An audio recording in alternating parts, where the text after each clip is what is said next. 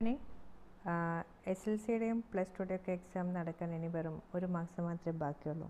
ഇപ്പം കുട്ടികളോട് പറയാനുള്ളത്, എല്ലാവരും സ്ട്രെസ്സൊന്നും ഇല്ലാതെ വളരെ റിലാക്സ് ആയിട്ട് പോർഷൻസ് ടൈം ടേബിൾ വെച്ച് പഠിക്കണം. ഇനിയുള്ള ഒരു 1 മന്ത് 1.5 മന്ത് ടൈം നിങ്ങൾ കറക്റ്റായിട്ട് യൂട്ടിലൈസ് ചെയ്യുകയാണെങ്കിൽ നിങ്ങൾക്ക് നല്ല മാർക്ക് സ്കോർ ചെയ്യാൻ പറ്റും. കാരണം ഒരു ലൈഫിൻ്റെ 10th എന്ന് പറയുമ്പോൾ പ്ലസ് ടുവിലേക്ക് കയറാനുള്ള സബ്ജക്റ്റ് സെലക്ട് ചെയ്യാനുള്ള ഒരു ഏറ്റവും വലിയ ഇമ്പോർട്ടൻ്റ് ആയിട്ടുള്ള ഒരു എക്സാമാണ്.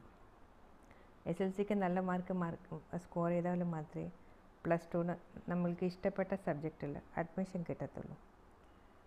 നമ്മുടെ ലൈഫ് എങ്ങോട്ടേക്കാണ് പോകേണ്ടത്, നമ്മൾ എന്ത് ജോലിയാണ് ചെയ്യേണ്ടത് എന്നതൊക്കെ നമ്മൾ തീരുമാനിക്കുന്നത് പ്ലസ് ടുയുടെ എക്സാമിൻ്റെ ബേസിലാണ്. അപ്പം കുട്ടികളോട് പറയാനുള്ളത്, നിങ്ങൾ ഫോക്കസ്ഡ് ആയിട്ട് ഇനി അടുത്തുള്ള ഒരു മാസം അല്ലെങ്കിൽ 1.5 മാസം വളരെ ഫോക്കസ്ഡ് ആയിട്ട് ഇനി മനസ്സിലൊന്നും ചിന്തിക്കേണ്ട ആവശ്യമില്ല.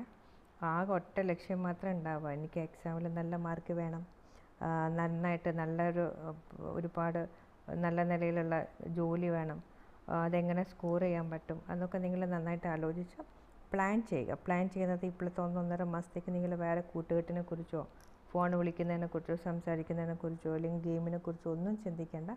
ഇപ്പോഴത്തെ ജസ്റ്റ് ഒരു 1 മന്ത്, ഒരു 30 ദിവസം 40 ദിവസത്തെ കാര്യം മാത്രമേ ഉള്ളൂ. അത് നിങ്ങളുടെ ലൈഫ് ചേഞ്ചിങ്ങിൻ്റെ ഒരു ടൈമാണ്. ഏറ്റവും നന്നായിട്ട് ഓരോ സബ്ജക്റ്റ് പഠിക്കുന്ന സമയത്തും മെയിനായിട്ടുള്ള പോയിൻറ്റ്സ് അണ്ടർലൈൻ ചെയ്ത് വെക്കുക, അല്ലെങ്കിൽ ഒരു നോട്ട്ബുക്ക് എടുത്തിട്ട് അതിലേക്ക് ജസ്റ്റ് ഒന്ന് എഴുതി വയ്ക്കുക. അങ്ങനെയാണെങ്കിൽ നിങ്ങൾക്ക് വെറുതെ ഒന്ന് റെഫർ ചെയ്യാൻ പറ്റും.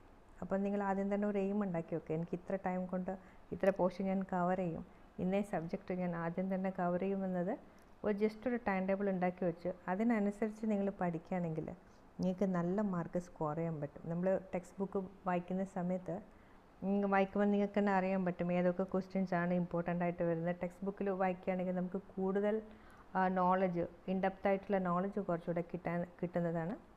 അപ്പം നമുക്ക് ഏത് പോർഷൻസ് ആണ് ഇമ്പോർട്ടൻ്റ് ആയിട്ടുള്ളത്, അത് വിടേണ്ടതാണോ എടുക്കേണ്ടതാണോ എന്നൊക്കെ നമുക്ക് കറക്റ്റായിട്ട് മനസ്സിലാക്കാൻ പറ്റും.